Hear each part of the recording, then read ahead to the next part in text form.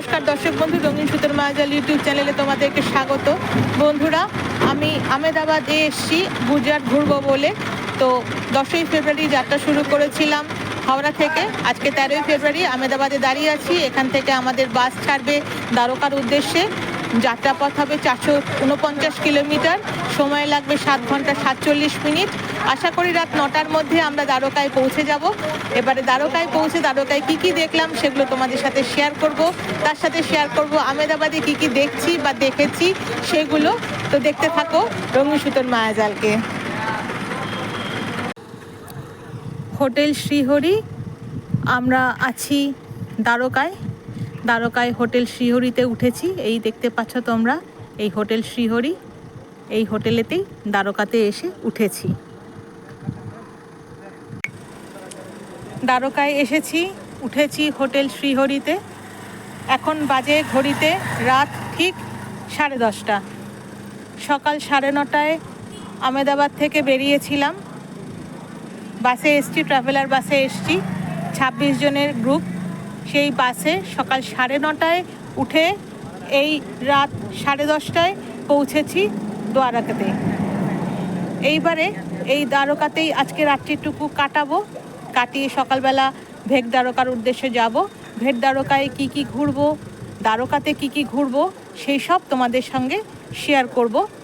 তো দেখতে থাকো তোমরা আমার এই একটা 15 দিনের একটা জার্নি।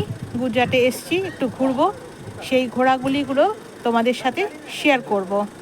তো রাত্রিবেলার ভিডিওটা তোমাদেরকে একটু দেখিয়ে নিই।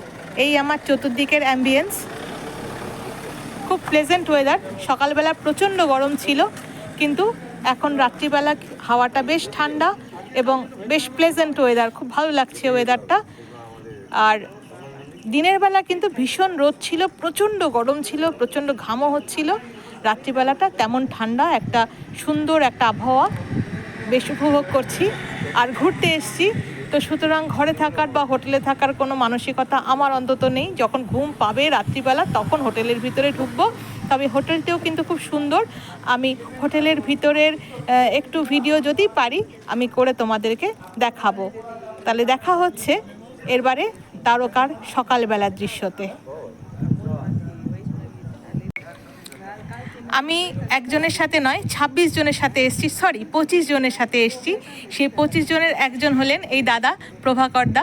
এনার সাথে খুব ভালো বন্ধুত্ব হয়ে গেছে, সবাই একই পাড়ার লোক, ওই জন্য দাদা বলেও সম্বোধন করতে আর তুমি করে বলতেও কোনো আপত্তি নেই।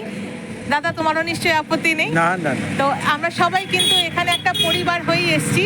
এই পরিবারে এই হোটেলে এসেছি। এবারে তোমাদেরকে দেখাবো পরবর্তী অংশটুকু।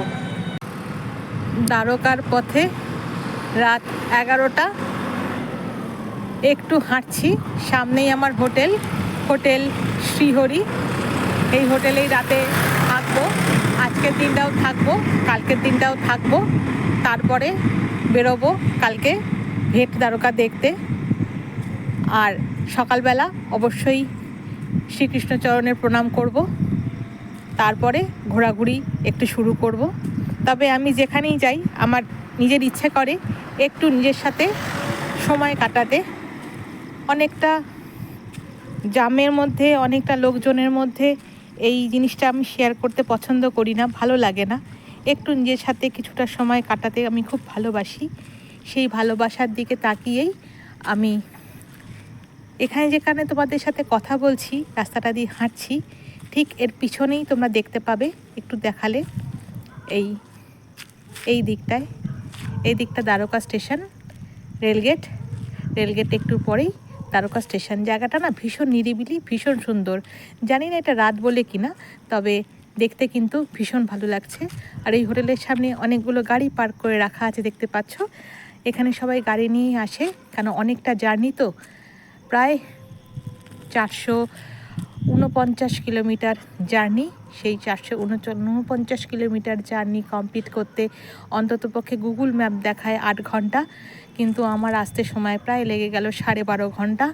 তবে এনজয় করেছি, পুরো রোড ট্রিপটা আমি খুব এনজয় করেছি। সেই এনজয় করে আমি এই দ্বারকায় এসেছি। পরবর্তী ভিডিওটাও তোমাদের সাথে এই ট্রিপের উপরেই শেয়ার করব। আমার এই ভালো লাগা, ভালোবাসার মুহূর্তগুলোই ঘুরে যে আনন্দটা পাই, সেলাই করেও কিন্তু সেরকমই আনন্দ পাই, তবে দুটো দু রকমের। দেখা হচ্ছে এর পরবর্তীতে।